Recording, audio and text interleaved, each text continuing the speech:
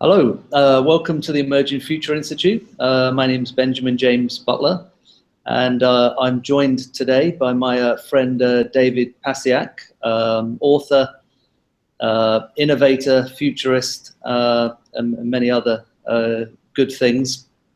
Thank you for joining us today. Oh, thank you for having me. It's a pleasure to be here. Great. So I think my mojo will pick up during the interview. It's a little bit early here. Still just 7 o'clock here in South Korea. David, where are you calling in from today? I'm actually based in Michigan right now, visiting some family. Then on Christmas Day, I'm flying to Bangkok, and I'll be in Asia for about a month, and then off to Berlin. Great. So the true global nomad. Yeah. Utilizing the sharing economy to its fullest. Trying to. Did I read recently that you had spent a lot of the last few years on Airbnb? Yeah, and it's funny. I've actually developed my own kind of way of traveling on Airbnb that I plan to do some writing about, where I found that when you live off of Airbnb and are continually traveling, that you want to have this sense of your own kind of personal home that comes with you. So when I travel, I bring like my own quality Bluetooth speaker. I bring the Philips Hue lighting system, which is incredible. It's so that I can control the brightness and lighting of wherever I am from my phone. And then I bring an Apple TV and then a meditation cushion and a yoga mat.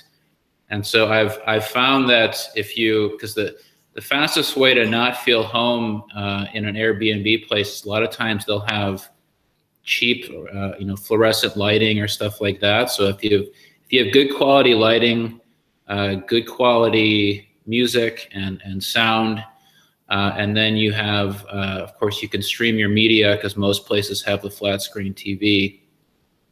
And then I have my meditation cushion and yoga. That's kind of like my home experience that comes with me anywhere. And so I basically have gotten to the point where I have all my possessions except for my books and records, which are in storage at my parents'. I've got pretty much everything down to one check bag at this point. Brilliant. Sounds like James Altucher. Yeah. Very organized.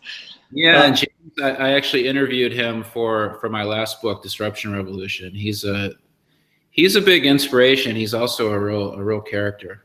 Yeah, and I read his stuff time to time. Yeah. Well, let's you've written some great books. Today you're going to be introducing your latest book, Empower. Disruption Revolution also was very interesting.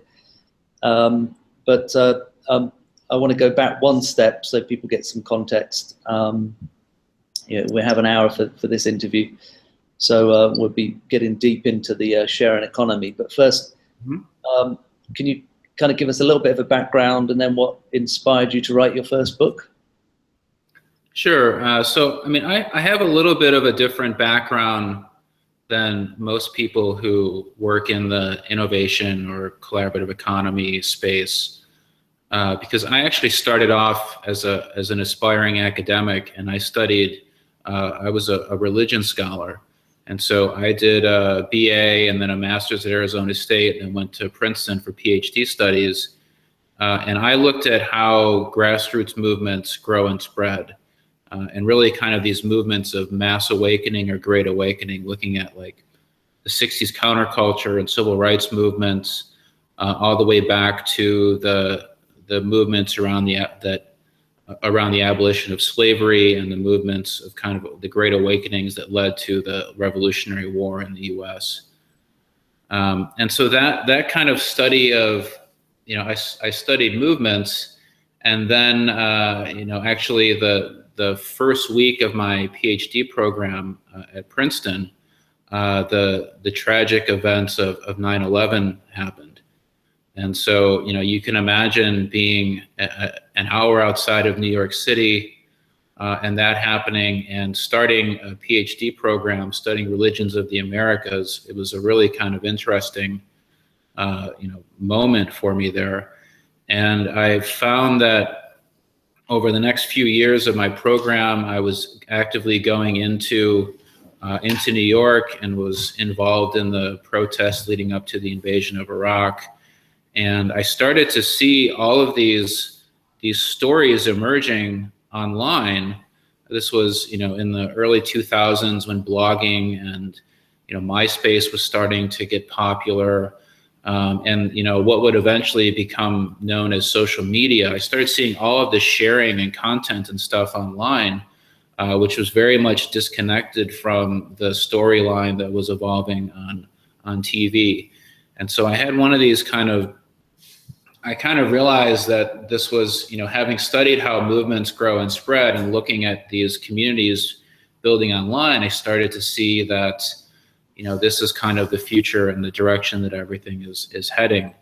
And that became very clear also because I took some time off of school, and I led a religion and conflict resolution program in New York, studying the methods of nonviolent peacemaking and looking at how these people kind of grew and spread movements. And so when I made that decision to kind of go from academia and sort of studying how movements kind of grow and spread, then I got into doing, what social media started to kind of become kind of its own thing. Viral videos and MySpace marketing and all of that sort of stuff started to become really popular. And so I started off working at a company called Heavy, which was kind of the leading viral video site. I helped to double the size of their affiliate program in my first job. And, we were reaching around 10 million people a month. Went from that to working with a number of different startups in sales and strategy. And then eventually from that ended up in an agency called M80, which was a WPP agency. And I was kind of running their practice in New York. And then I led social media for Volkswagen, helped launch them, grew their Facebook, Twitter, YouTube to, tens of millions of fans. And so it was kind of this, it was an interesting background going from studying religion. And then, of course, I also have, in addition to that, I've had a meditation practice for around 20 years as well. And so, all of that, these three sort of strands in terms of building communities online, and then the studying the movements, and then my kind of long-term sort of spiritual or meditation practice. Those are all the things that have kind of coalesced into the themes that are now kind of that I write about a lot. So it's been kind of an interesting journey. I think that, when I was an academic, I was very much focused on sort of studying these broader trends. And then I went from studying these really kind of broad trends from an academic perspective to being very kind of execution and campaign focused in the context of working with big brands and startups, and, the nuts and bolts of how do you actually get your first 1,000 fans, then go from 1,000 to 10,000, 10,000 to 100,000, and to 1 million, and so on. And now I feel like, with my writing was in many ways kind of my way of sort of connecting the dots, of taking some of this stuff around the big picture and then connecting it to the very kind of practical steps that you need to do to actually do like innovation. So that's sort of my background and kind of what's led me to get into writing. Well, I'm sure I'm going to try and pester you for another webinar at some point to go through some of your earlier work, but I guess disruption revolution's still very relevant. Yes, absolutely. Can you say a little bit about that phenomenon? I mean, it was basically leading on from the great financial crisis, where you started to see a lot of innovation happening, which is for me actually a very natural phenomenon. Yeah. So I actually in 2010, I quit my job at the height of the fallout from the crash.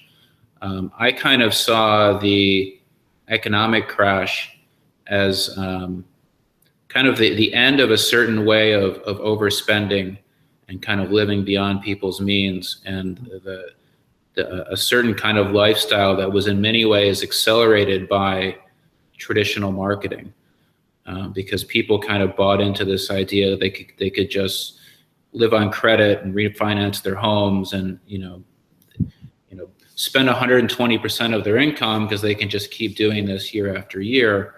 And so I kind of saw the crash as being the end of a certain kind of type of living like that. And so I actually bought a one-way ticket to Thailand and traveled around Southeast Asia and India for 6 months, and eventually wrote a book around that experience, looking at themes of globalization and innovation in my first book, Red Bull to Buddha. And when I finished that book, at that point, it was getting into 2012, and I started to see this pattern where basically all these entrepreneurs and innovators were rallying around the term disruption. And then you had the TechCrunch Disrupt conference. And so there was this kind of interesting phenomenon that I saw where basically, on the one hand, traditional industries and the economy were really kind of recovering. And at the same time, all of these tech entrepreneurs and innovators are embracing disruption. Like this is an amazing thing. And so and there's this basic idea that constraint drives innovation. And so I think what really happened is that when the crash came, all of these companies started to need new ways of making money, new products, new services, and they really had to kind of cut back on their spending and thinking more strategically about where they were making investments. And at the same time, you started seeing a lot of venture capitalists, a lot of venture capital pouring into the startup community. So I had this idea of what I called, so I called this a disruption revolution, which ended up being the name of the book. And so the way that I approached the book was I thought, okay, we need to think about innovation and the disruption revolution as kind of taking a wisdom of the crowd approach. And so instead of me sitting back and trying to say, this is what's happening, I kind of made a decision that I'm going to go to the people that are at sort of the forefront of innovation and really kind of interview and help to map out the revolution that I saw happening. And so I interviewed folks, everything from like Chris Anderson about the maker movement and 3D printing, to Robert Scoble, Brian Solis, Jeremiah Aoyang, Seth Godin, James Altucher that I mentioned earlier, all these really kind of brilliant innovators. And the framework of the book is organized around an innovation framework that I've kind of developed over the last 20 years as well. And so the book kind of starts by looking at research and trends in terms of, because there's this basic sort of idea that when you do innovation, one, you have to look at research and trends in terms of like potential partnerships, potential opportunities and threats in the marketplace, and ways in which you can kind of capitalize and sort of take advantage of things as they're emerging.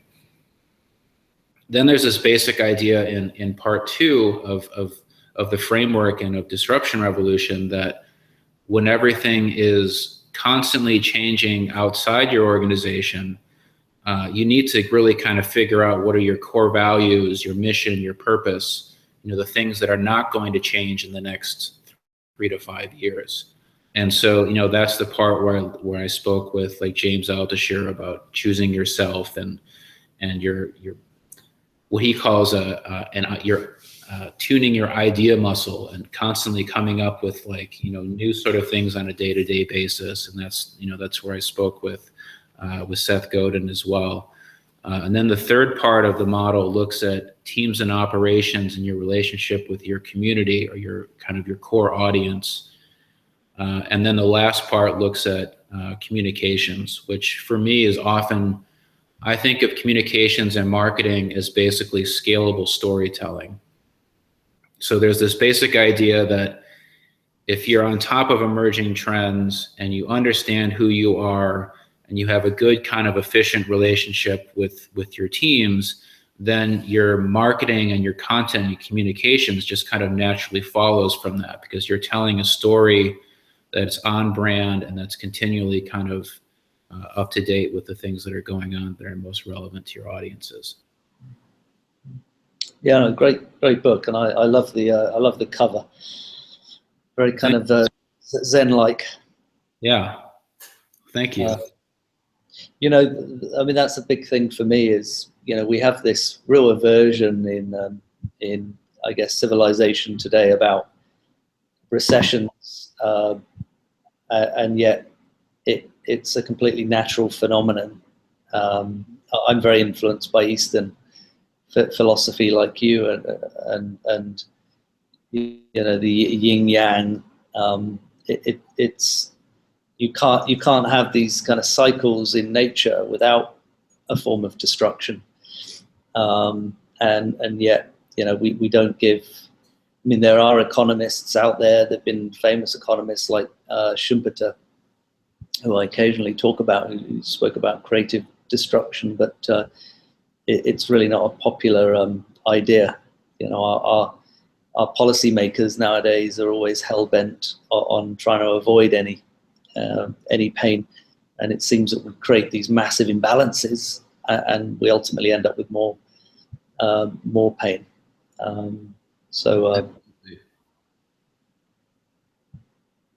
I would totally agree with you there. It's interesting. I mean, when you look at the Uber, I think companies like Uber and Airbnb and a lot of the sharing, we kind of group under the broad umbrella of the sharing and collaborative economy.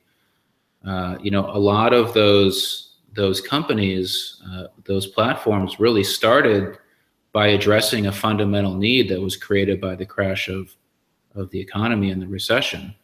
That people had all of these, people needed to figure out a way to make ends meet, and that included renting out rooms in their homes. It included driving their car part-time. It had to include sort of looking at all of their available assets and figuring out ways in which they can make a little bit of extra money. And so a lot of the you think of, on the one hand, the economy crashed, but at the same time, it accelerated all these behaviors around sharing and collaboration that may have taken, multiple years for people to adopt. Yeah, absolutely. I mean, it's a good segue. Well, I mean, I would first say that, the same phenomenon happened in most of the recessions I've looked at, including the 1930s. But if you look at Europe now, some of the places with very interesting takes on the sharing collaborative economy, perhaps in Spain and Greece, places like that are going through a lot of economic suffering. And of course, Spain hasn't had a functioning government for a year, and people tell me that's actually helped the grassroots economy in many ways. So I'm quite a big fan of decentralization, which will come up later in the conversation. But anyway, I just wanted to make a segue into your latest book, Empower, just been released. It's on our bookstore, but you can go directly to what's the website? It's co-createthefuture.com. Yeah. Okay. Great. If you're a fan of real books, it's also available on Amazon. Great. I still like the good old-fashioned paper books. Yeah, so do I. Yeah. Yeah. I mean, what's the basic concept of the book? So don't worry, I've got lots of follow-up questions. So yeah, don't try and. Yeah. So the full title is Empower: How to Co-Create the Future, and so the book is also divided into 4 parts. And so in a certain sense, it's kind of like a sequel and a follow-up book to Disruption Revolution. But it's really focused on crowd-based innovation and new business models that are coming out of the, what people will often refer to as the collaborative and sharing economy. Although, I think what we're seeing is that there isn't as much collaboration and sharing going on as there is a kind of on-demand everything type of model that's led by companies like the Ubers and Airbnbs and a lot of companies that have taken on lots of venture capital funding. And so in a similar way to Disruption Revolution had kind of a 4-part approach. Empower, the first section, looks at collaborative leadership. And so, I spoke with folks like Adam Grant and Brad Feld and Robin Chase, and looked at as well as Douglas Atkin, who's the global head of community for Airbnb.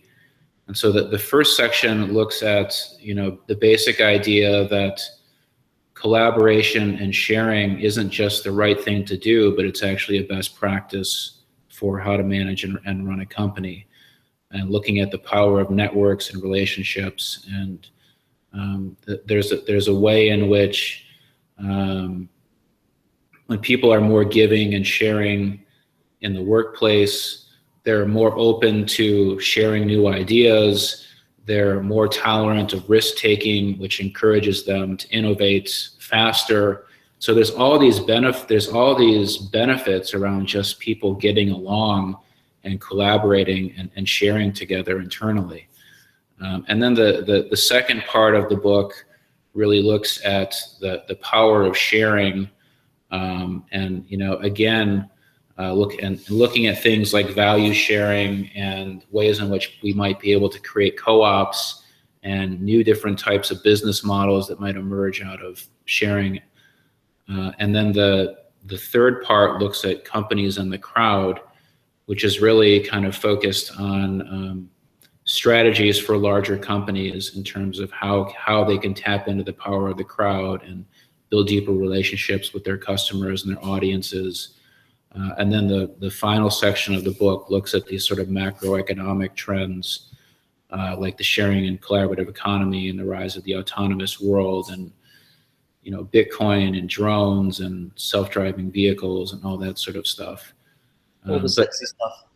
Yeah, and so the idea, similar to how Disruption Revolution tried to kind of give a sort of big picture of these emerging trends that were coming off after the crash. Now those trends are starting to kind of mature, and we're seeing, it's almost like, Jeremiah Aoyang, who wrote the foreword to the book, has this view where basically the internet went from the brand era, where you needed like a kind of specialized skill set to build a website, and went from that to the social media era, which kind of opened up the power of sharing content and ideas across social networks and things like blogs and stuff.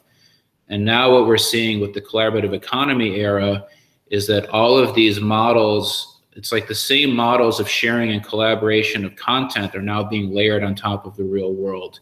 And so people can basically get whatever they need directly from each other, which then creates all sorts of questions and challenges around, what do big brands do at that point if customers may not need them?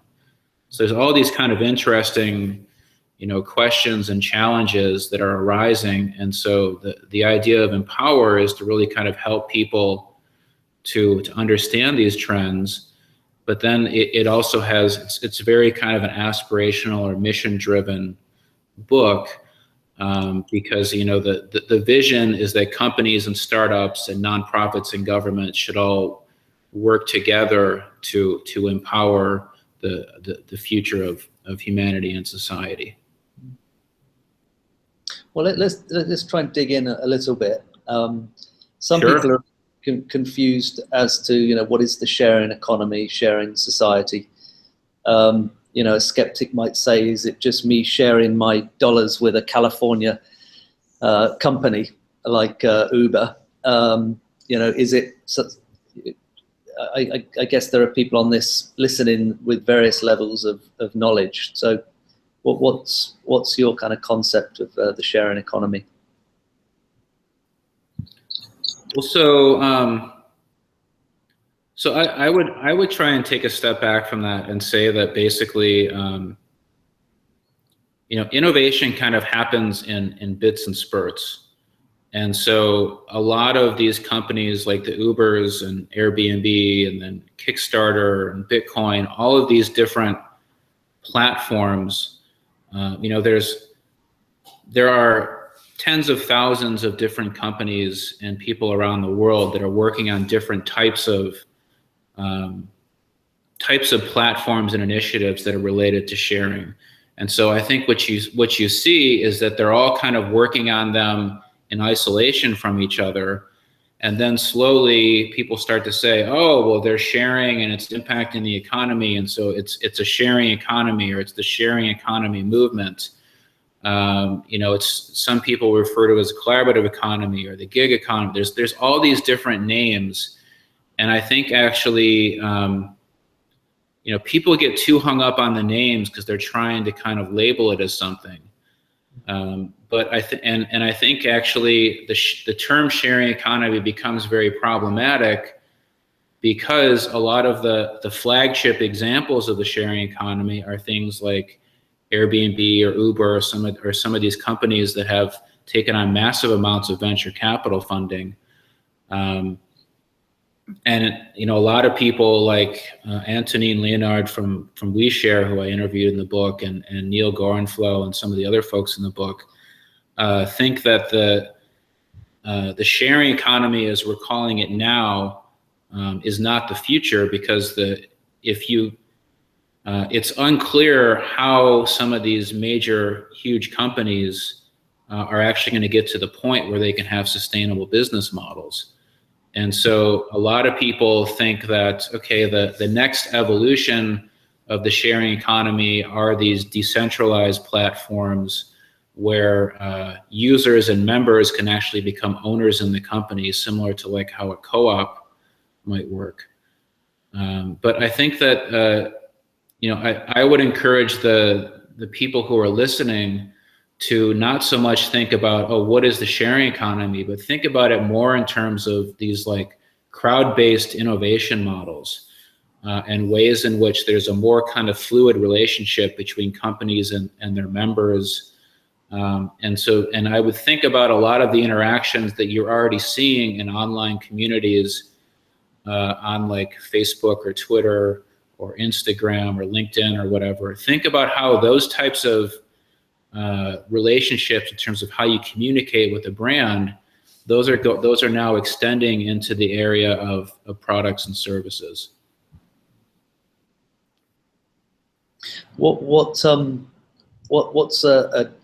business model that you've seen, a company that you've seen in this space that really inspired you? Um, well, I think the model that really inspires me, right? I mean, one model that really inspires me is the decentralized model of Bitcoin and cryptocurrency. Although I think Bitcoin it's almost like Bitcoin has become kind of like the world's fiat currency. It's allowing people in markets that are distressed or areas that are having difficult times to move their money around. It makes payments a lot easier. It's potentially going to be disruptive to major banks, and the decentralized nature of the platform means that it can't be controlled by one particular entity.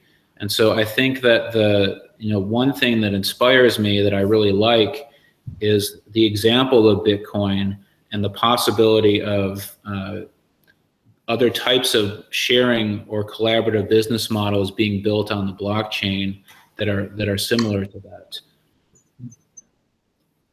Yeah, that's that's a topic for an entire webinar, I think. But yeah, there's a lot of interest in the blockchain. What do you think? I mean, I don't want to give Uber and Airbnb too much of a hard time. You know, I'm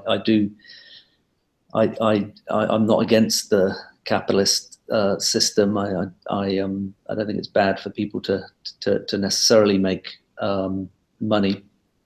But I think we have a lot of problems with our current system. But what do you think the challenges are for these kind of flagship names? Because it's a theme that comes up in your book quite a lot. Yeah, I mean it's a theme. It's a theme that comes up quite a bit in the book, because they're paving the way for this new type of way of doing business. And so when you look at and Airbnb and Uber come up a lot because they're also leading the fight for this in terms of regulatory issues. And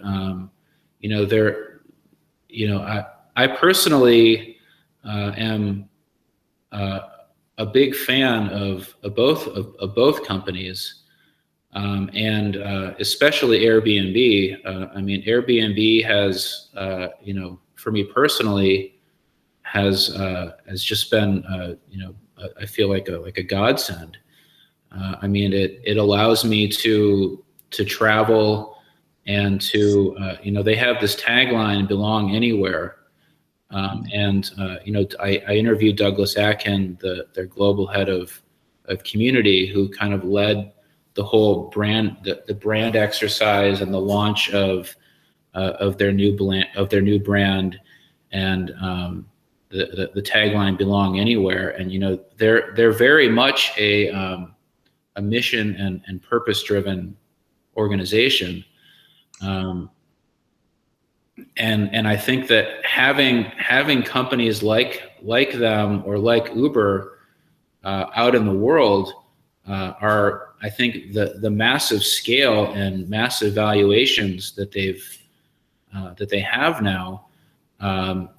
They really encourage all of the people at the biggest companies in the world to take notice to these business models.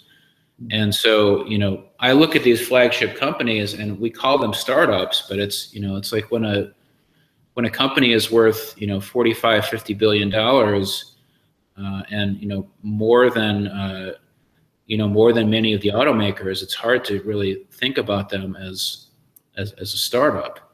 Yeah. And so, we're seeing this kind of massive transformation.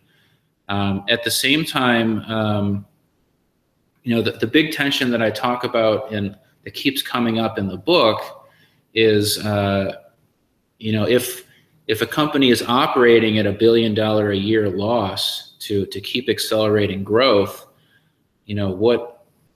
how do they ever give returns that their investors are going to be happy with? I think that the big concern among people that are in the sharing and collaborative economy is there's this kind of fear that, okay, eventually they're going to get this monopoly, and then once they have it, they're going to screw everyone over.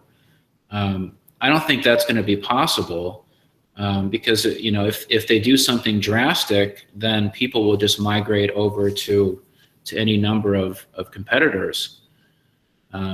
So it's I think it's it's kind of like we're getting into a new frontier, where we have these massive multi-billion-dollar companies that have a global footprint. One of the keys, I think, is that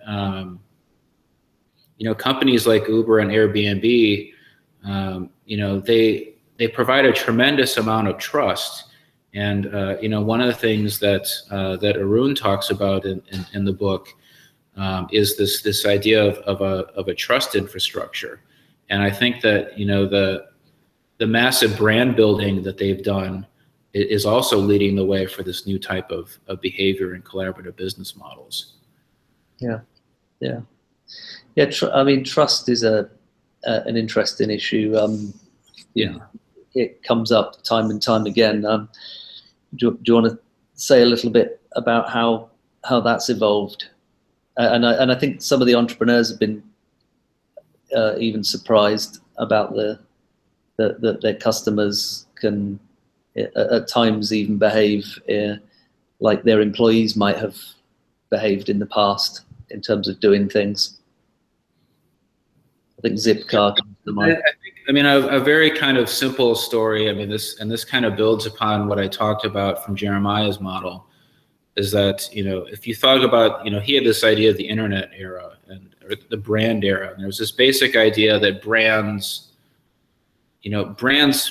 give trust. So, if I go anywhere in the world and I buy a Coca-Cola, I pretty much know what I'm getting. I know I'm getting a sugary drink that is safe for me to drink with a reliable taste, right?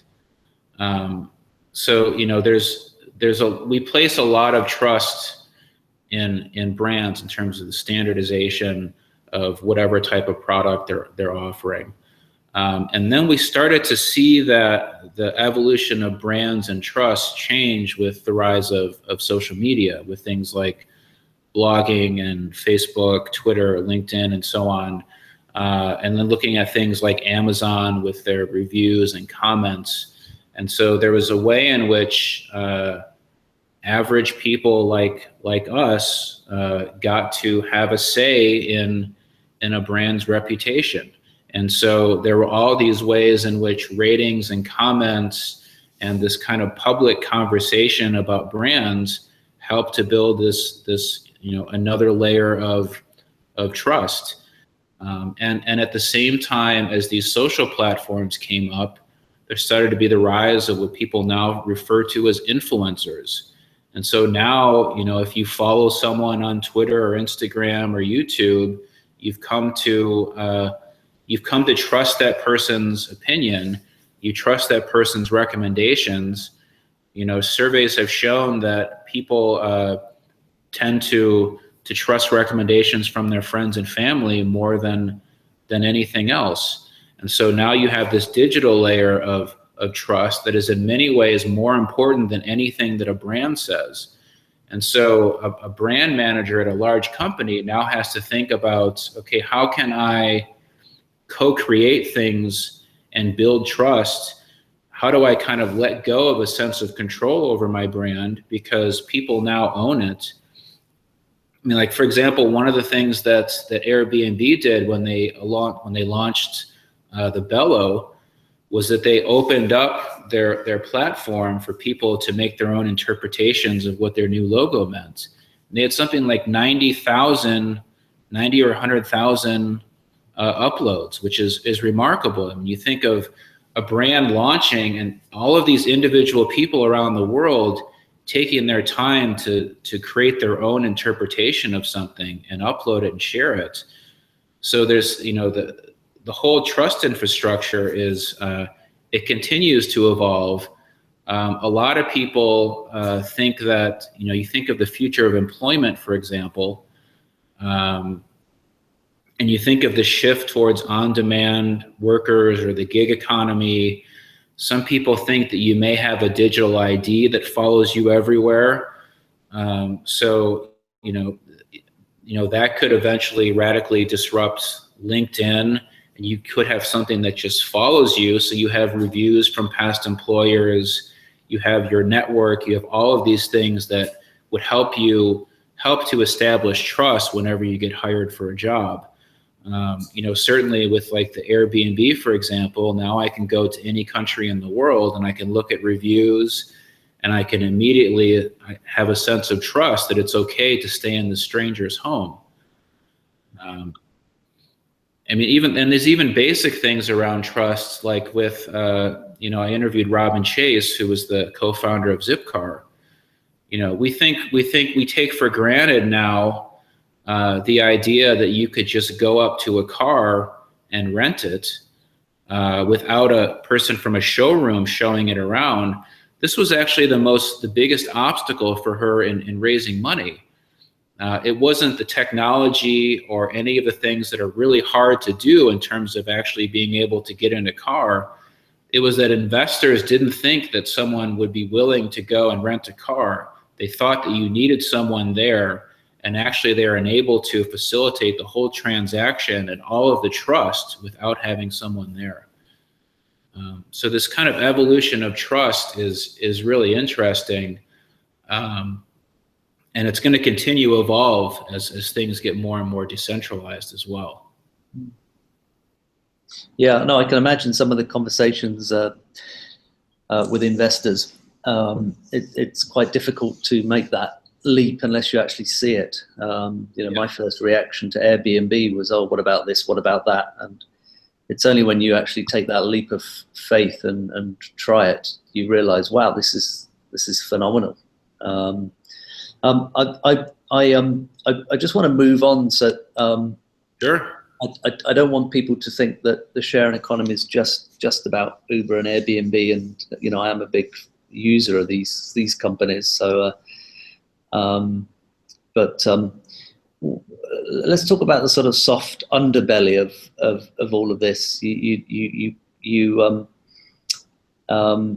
I don't know whether we use the word consciousness or sort of a more kind of spiritual side to it, but I think you identify Michael Broner, the founder of Digitas, as a mentor of yours. He had a kind of a bit of a influence on you, and I think you note that a few of the people you write about went through sort of personal transformations in the way they saw themselves and their relationship with the world, and this brought them into this space. Yeah, so Michael has this idea that one of his core beliefs is that the essence of strategy is sacrifice. And what he means by that is that a lot of times executives look at all these emerging trends and they think, okay, we have to go do that, we have to go do that, we have to do this, and they kind of spread themselves thin. And in spreading themselves thin are trying to continually come up with, we need a new product, or we need a new campaign for Instagram, or, oh, Snapchat is now big, we need to be there, we need to do this, that. A lot of times companies get in a situation where they end up becoming so fragmented that they kind of lose sight of who they are and what's important. And so, Michael's got a pretty interesting story. I mean, he was a student at Boston College and was 19 years old, and was coming home from class one day, and he saw a coupon book, and he thought, why should students have to pay $10 to buy a book of ads?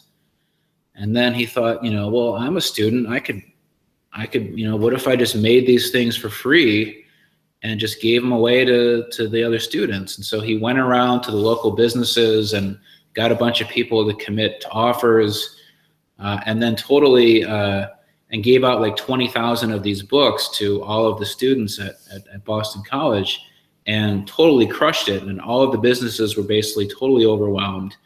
And then he went to all the universities in Boston and did the same thing. And then he started going to businesses downtown. And then eventually he went to American Express and said, American Express, people only use this card when they travel. What if we gave you a bunch of things that you could actually buy or get rewards on? So by 20 years old, he had basically came up with what became the American Express rewards company, rewards program, which has become kind of this sort of flagship model of rewarding and building relationships with customers. And then Michael went on to found UPromise, which was another kind of pioneer in the collaborative economy space. But I've worked with Michael on his latest company, Unreal, which is a natural candy company. And Michael he's continually taught me the importance of values and leading from a place of purpose, and really always doing things that are mutually beneficial for everyone. That the reason why these rewards programs work so well is because it's beneficial to the retailers, it's beneficial to the customer, and it's beneficial to the intermediary platform. Everyone wins. And I think that, and Michael's also a big advocate of what he calls leading from a place of consciousness. That instead of thinking about how am I going to build, this particular area of the business, or how am I going to sell X many of these 4 product lines, you think about the really big picture and the brand promise, and what is the most important thing for you to do and put out into the world. And if you act from that place, I think what you find is that your customers are going to like you more, because you're actually looking out for their interests instead of just continually trying to sell them more stuff. But then your employees are going to be happier, and you're going to be happier also as a leader.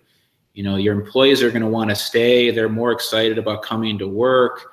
That excitement translates into better relationships with customers, and it's just this whole kind of positive feedback loop. I think that I think when the world is constantly changing, the one thing that we have that's unchanging is trust in our relationships with other people. They're really the only things that matter. I think that the traditional kind of approach is, you grow a company by selling X number of widgets and increasing your sales, 20% year over year, or whatever it is. And the things like trust and relationships and consciousness were always kind of seen as intangible and immeasurable, and so therefore they don't matter. And now I think what we're finding is that actually the future of leadership is that the opposite is true. That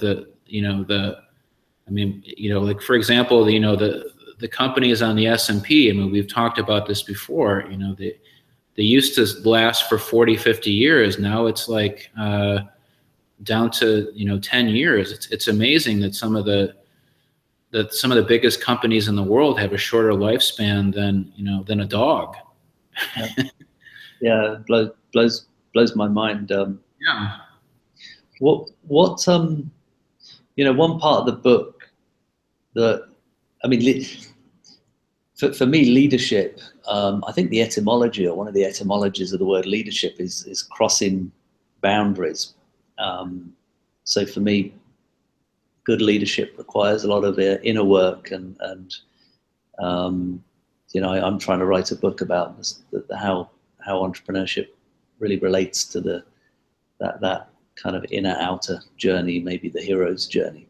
But one of the quotes in the book that really struck me, there was great stuff in the book, business stuff, but there was this quote by Martha Graham, which I have to read. There is a vitality, a life force, an energy, a quickening that is translocated through you into action. And because there's only one of you in all of time, this expression is unique. And if you block it, it will never exist through any other medium and be lost. The world will not have it. It is not your business to determine how good it is, nor how valuable it is, nor how it compares with other expressions. It is your business to keep it yours, clearly and directly, to keep the channel open. I found that an immensely powerful quote. Yeah, I love that. You know, I think about that in the context of my own life, and I think that, you know, when I first left academia, I had kind of a sort of a really steep learning curve, where within less than 2 years, I went from having never created a PowerPoint presentation or really done anything remotely close to a marketing campaign to running the office for running the New York office for one of the top agencies in the world. And but what I did was that I focused so much on being like a sort of cultural anthropologist and just trying to understand everything, that I cut myself off from all of the great things that I learned in graduate school.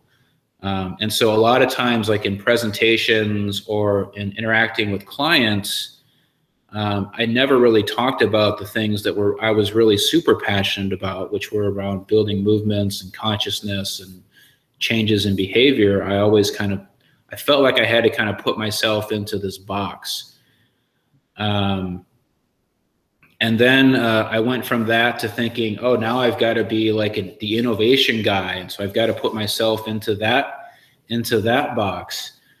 And then what I found is that it's just been in the last, year where, now now I have my third book out now, that I've realized that if I just allow myself to kind of be myself and allow these ideas to flow, and I don't think about it, I find that that's what ends up having the most kind of impact on the world.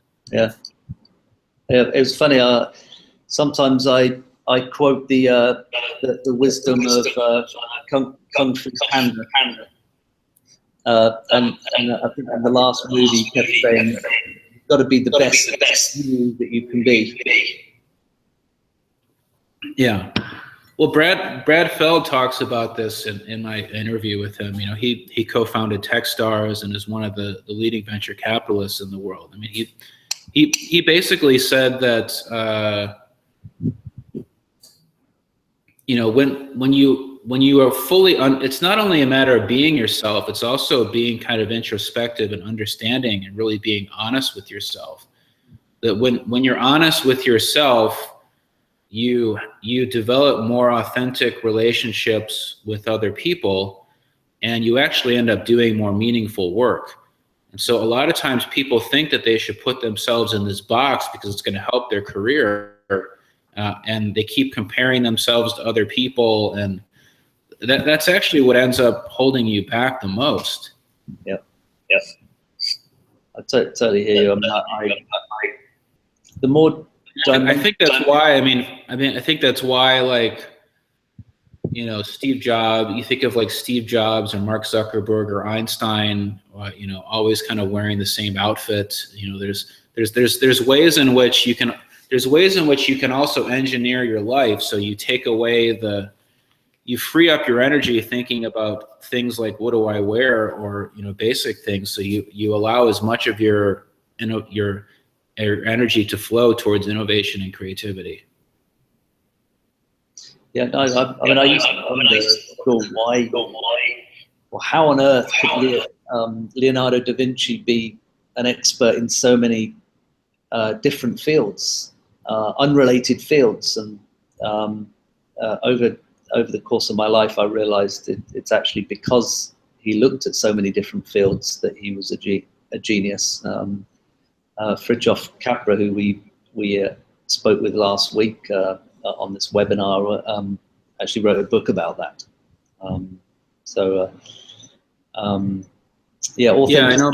I think My grandfather, who had a really big impact upon my life, he worked for one company his whole life. He started off as an entry-level engineer at Chrysler and then worked his way up to vice president, overseeing all of their global manufacturing. And, one of the things that he always told me was to try and learn something about everything and everything about something. Yeah. Well, that brings me to my next question, actually, because Okay. I hope you're okay if we go a little bit over time. Sure. I think there's. I love to geek out and talk about this stuff, so we can go as long as you want. Awesome. Well, the future of work. So, I was like you. I was brought up in this era of where we all had to become specialists. I remember in one of your we got a little bit of feedback. It's a shame. One of your interviews. I'm going to just close up. Hopefully that will. Okay. One of your interviews about robots. There was this discussion that the most specialized jobs would want to be replaced now. So actually, there's great strength now. Maybe creative, multidisciplinary.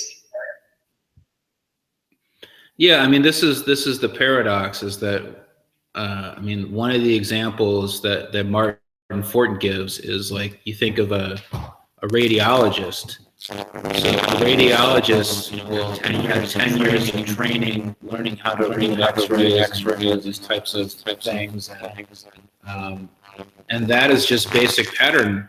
When you think about it, that's really just basic pattern recognition. Even something like being a lawyer.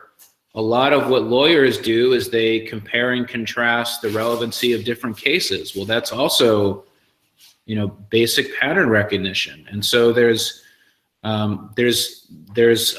layers of AI that are coming out that can generate reports, all different types of reports, and 100-page books, 100 pages reports looking at doing quantitative analysis as well as more kind of qualitative analysis. And so there's all these different areas where, we used to be taught that you should specialize. But actually, the thing about AI is, the threat of AI isn't this, like, it's not the threat that you see in the movies of this, giant super brain that controls everything. That might be exciting and entertaining for going to see a movie. But the threat of AI is that basically AI exists to basically automate any repetitive task. And so the more specialized something is, the more easy it could be to automate. And so the challenge that we have now is to think about, you have to think about the future in terms of innovation and creativity. If we get to a point where you can automate all the innovation and creativity, well, we're in really big trouble. But I think that, that's kind of where, where my focus is really, thinking about how to be innovative and creative, but also thinking about that in terms of a kind of holistic process that you can adapt. Because I think a lot of the future of work, to kind of bring this back to your question, is also for people to figure out how can you interact with AI that is exponentially smarter than you? How can you utilize these tools in innovative and creative ways to increase your productivity? Yeah.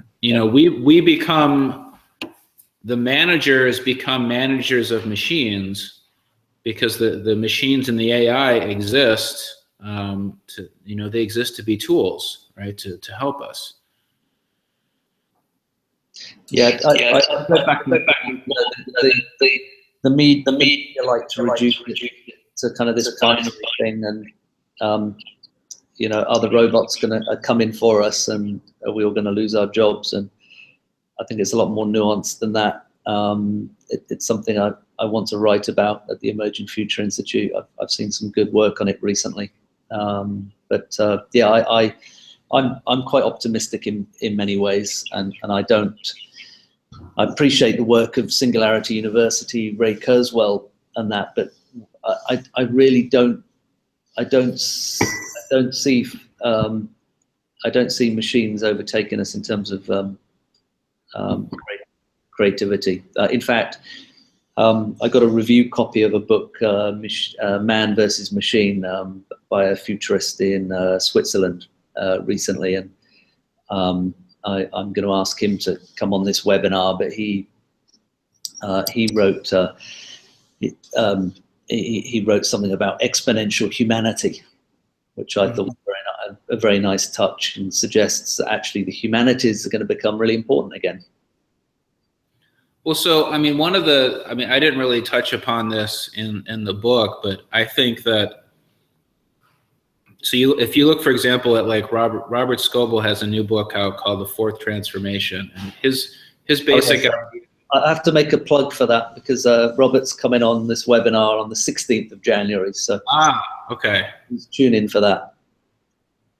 So Robert, so his basic idea is that 10 years from now, it's like virtual reality is kind of cool now, but the future is going to be this mixed reality where he thinks 10 years from now everyone's going to be wearing, glasses that layer digital content on top of the real world, and that's going to open up a whole new realm of possibilities for innovation and creativity. And like what I personally think is going to happen is that as that technology starts becoming more and more ubiquitous, that you think of what people did with their MySpace profiles, where they would add widgets and colors and totally customize them. I can see 10 years from now, people basically creating a digital layer and sort of totally customizing their appearance so that all of their friends might see them in this particular way. So you think of all the options for integrating brands and content and things that you would actually be wearing in daily life. There's just a whole new realm of possibilities for creativity that are going to open up that seem kind of unimaginable to us now. At the same time, if you have basically unlimited customization of your appearance, well, maybe you're not going to need to spend money on the expensive clothes or the expensive shoes, or, there's going to be this or maybe you don't need to go out and buy media because all of that stuff is going to be, available for free or almost free. And so you're going to see this radical kind of disruption to a lot of traditional industries, but at the same time, there's just going to be so much creativity. I mean, I think of the possibility of all these new businesses just for simple things that you might digital stuff that you might wear, and then the possible interaction with things in stores and in cars, and I mean, there's a whole new universe of creativity and innovation that's going to open up, and we're just kind of starting to tiptoe into it. It's really going to be absolutely incredible. Well, Ray Kurzweil said it actually at the global was it Singularity University Global Summit in the summer, and he said, look, honestly, if you'd have asked me in 1900, if you'd have told me that these series of events would happen, and that agriculture would go from 40-odd% of employment down to a couple of percent, if you'd have asked me what jobs would appear, probably couldn't have forecast what jobs will appear. But I'd be fairly confident that something would materialize. And of course, back then you might not have been able to forecast jobs like web designers and social media gurus and whatnot. So again, today we're probably at that juncture. Yeah. I do think there's going to be a lot of disruption to employment, and I think it's important to be having a public conversation and thinking about that. But I also think that there's going to be this massive opening up of new types of jobs and around new types of jobs in creativity and innovation. Yeah. No, I certainly wouldn't want to wash over the debate and just say everything's going to be fine. In fact, that's a big criticism of mine. When I speak to people in the Valley, sometimes they say, "Oh, I'm really excited. X, Y, Z is going to happen, and all these technologies are going to replace these jobs." And then when you follow up, often the instant response is, "Well, we'll give everyone the minimum guaranteed income, and that'll be that." I think we do have to think about people's pride, and I don't mean in a sort of egotistical sense, but people want to be contributors to society. I believe so. Yeah, I actually feel sometimes like basic income is sort of it's the lullaby that people keep singing to themselves at night to feel like there should be no responsibility or accountability for displacing millions and millions of people's jobs. Yeah. And I actually think that they should be thinking about those things. And I think actually globally, a lot of the push towards nationalism and religious extremism and some of the stuff that we're seeing in the world is in part because a lot of entrepreneurs are so focused on disruption that they're really not thinking about the bigger picture in ways that they could or should be. Yeah, I agree. But places like Silicon Valley can be, I love San Francisco and the Bay Area, and it's not just San Francisco, but places like that can be in some ways very global, but then sometimes very insular. Yeah. I think you've seen that.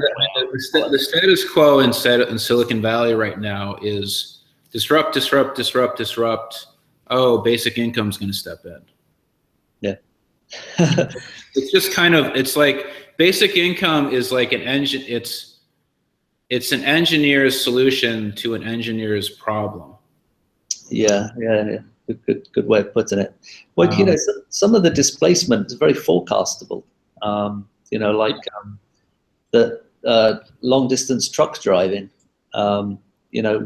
We know years in advance that possibly that career is going to have its challenges and perhaps disappear with driverless trucks. So we can plan ahead. And I wouldn't say government has to do everything. Of course, there's a responsibility on the individual to yeah, I spoke with Parag Khanna about that, and one of the things he said, okay, well, do you want to be a nation of truck drivers?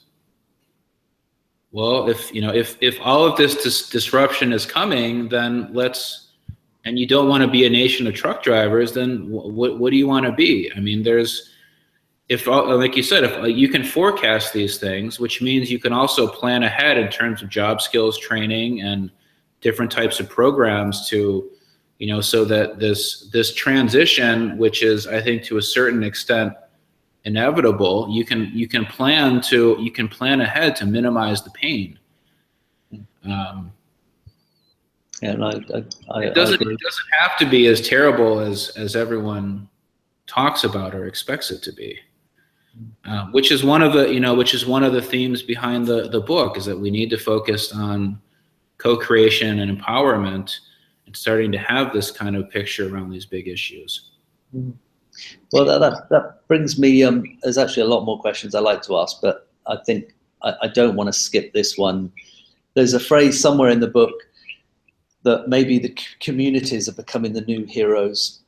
And I like some of the stuff that Chelsea Rustrom said as well. But could you extrapolate on that?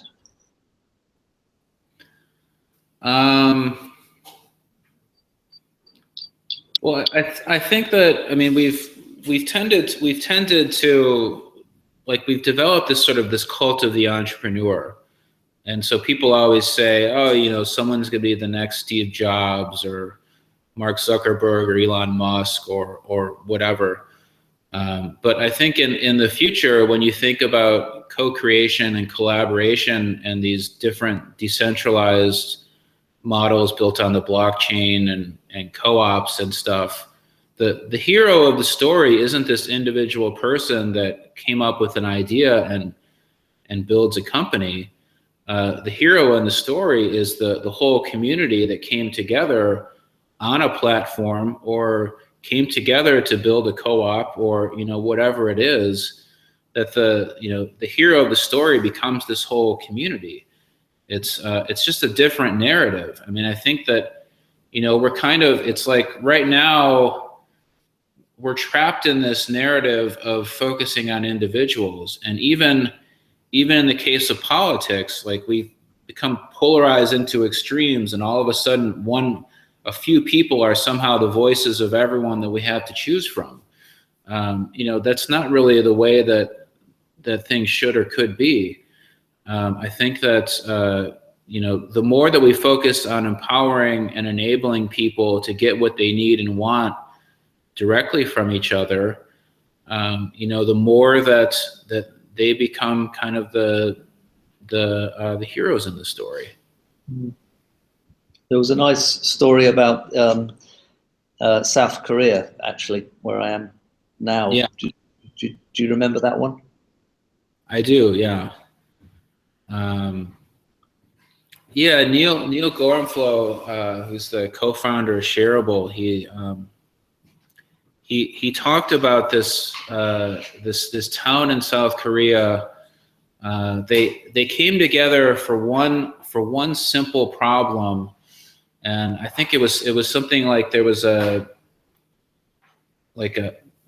save a forest or to save something, and then they came together and accomplished this, and they go, oh my gosh, maybe we could build a school, maybe we can do a library, maybe we can start doing festivals. And this one little simple initiative led to the whole community collaborating and sharing, and they kept coming up with initiative after initiative, and it totally changed the dynamics of the community. And I think that's another kind of key takeaway around the community stuff, is that, you know, there's kind of this mindset, particularly coming out of Silicon Valley, that you have to think of the disruptive idea that's going to have 100x impact or return on investment or whatever. And a lot of times this kind of moonshot, huge, big picture thinking, oftentimes it alienates people.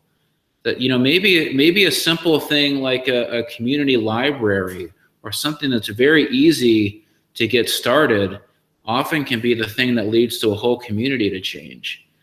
And this is sort of the idea around having hierarchical versus more open organizations, is that if someone comes in and says, you know, I'm really good at this and I would like to do this for the community, you shouldn't say, oh, well, that doesn't fit into, you know, that's not going to have 100x impact on the world. You know, you should do whatever you can to enable people to contribute in their own way. Yeah, no, I think it is a movement that's happening. You know, there are forces out there that want to centralize things more in the world, but there's some very encouraging moves to decentralization and move to community. In the UK, and it's spread worldwide, there's this movement also called the Transition Town movement, and it started in Totnes by Rob Hopkins, and I spent some time there recently, and that's if you don't know about the Transition Town movement, it's really worth getting online and looking at some of their case studies, but they're all very uplifting. And again, like you said, they start from very small things, but it brings communities together. It reminds me when I was on a road show with investors a year ago. I was with one of the biggest funds in Singapore, and we were talking about finance, capital flow, and investments. And then this fund manager said to me, "But what would you tell a young man today or a young woman? What are the most important investments to make in their time?" And I said, well, one, in themselves, in their creative self, and secondly, into community, because we're moving into this increasingly volatile world, and I think it gets more volatile, quite frankly, until I think we come out of it perhaps around 2025-ish. I think community is really important. I often, when I get asked that question, I often tell young people to make something. Because when you graduate from university or you're applying to a job or whatever, and you have almost no experience, you're filling your resume with internships or clubs or whatever it is to try and fill it up. You kind of look, no matter how much stuff you put on there, you basically look like everyone else that has little to no experience. But if you can send someone a link to a blog or an app or a profile or whatever it is that you've created, then you instantly give the person a chance to evaluate you. And it's not you could build something that might turn in, a lot of people, I think, also aspiring entrepreneurs get too caught up in the idea that they have to be a success, or, oh, what happens if I fail? Well, then you just move on to something else. At least you have something tangible that you've completed and that you've done, and you can show them, you can show them, this is what I'm most passionate about, or this is an example of what I can do. Yeah, I think that's great advice, and particularly, it's a great time of human history. It's always a great time to make something, but it's perhaps slightly easier again with this maker revolution that's been happening. But that's a whole other conversation, and that David does touch on it in his books. And there's a great book called the Maker Revolution, which was authored by you interviewed him, didn't you? Chris Anderson, yeah. Chris Anderson, yeah.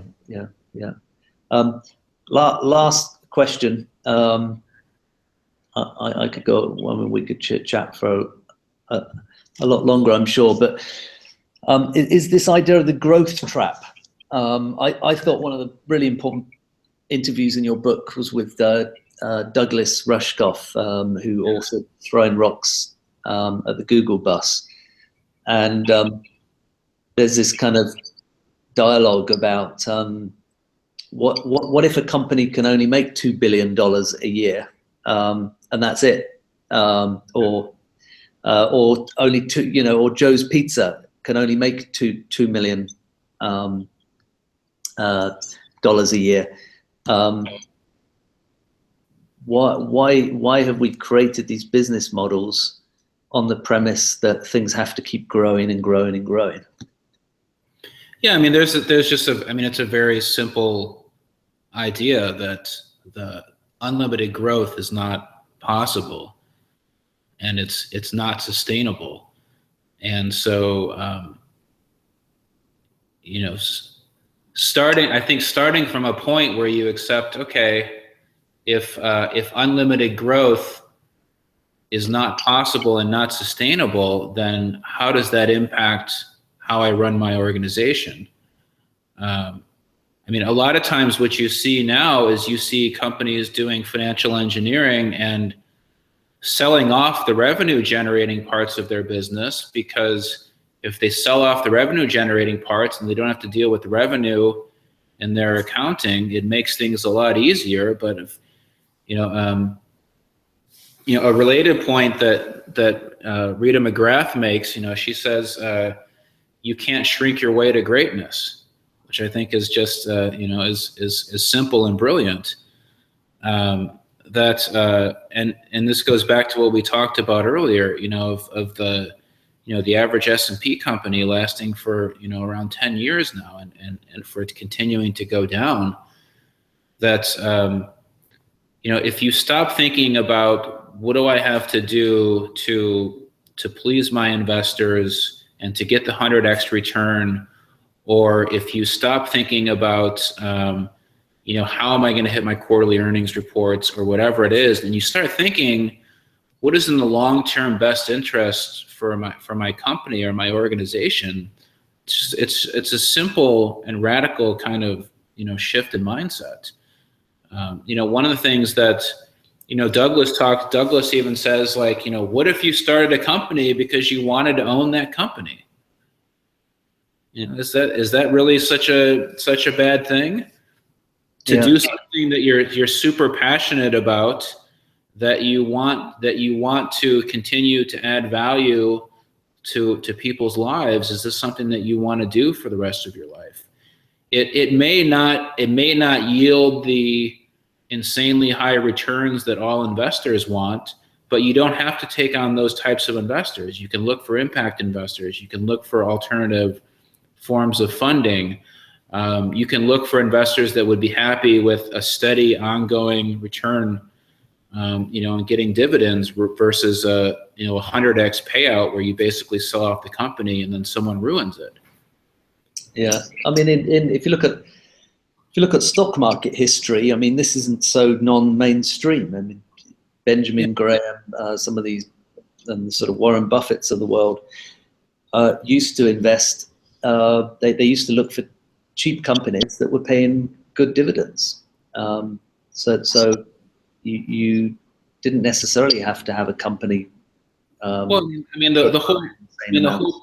the whole idea of a shareholder agreement was that you bought a share of the company because you believed in the long-term health of the company. Yeah. You thought that this was something that was, I'm going to invest in this because I want to own a piece of it.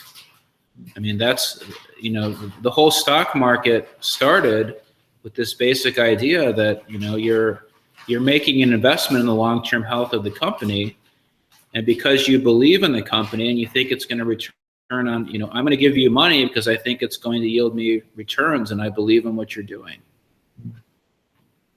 Well, I mean, if I think in this current environment of low to zero interest rate environment, actually, if I could invest in Joe's Pizza that consistently made money every year, a private company, I'd love to make that investment rather than betting on the sort of the latest fad. I think that there's definitely a place for those type of investments. But yeah, I don't think it's. It used to be a lot more commonplace. I think we've become a lot more short term in recent years.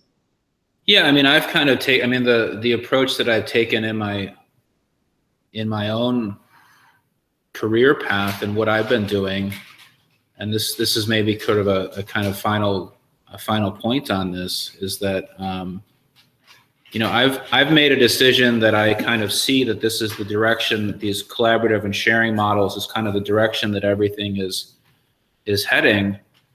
And we don't really know where the future is going. I mean, even the most brilliant futurists in the world can't really predict more than 5 or 10 years ahead. So, the best that we can do is to focus on collaboration and co-creation and sharing and trying to empower and enable people. And you just kind of have to sort of trust that this is the right thing to do. And, sort of see where, I don't know where it's going to end up, but I know that I'll be happy having pursued this path in life. Well, I think it's probably a good point to end. People could follow your work on cocreatethefuture.com, and and also at the Emerging Future Institute. David's joined us as an advisor. So we'll be hearing more from David. In terms of news here, early next year, our geopolitical strategist Emmanuel Pastriche and I will be speaking about the post-Trump world in I think around the 10th of January. And then we've also got interviews with science fiction writer Kingsley Dennis. We've got the Robert, who was mentioned earlier. He's just written a great book on VR called The Fourth Transformation.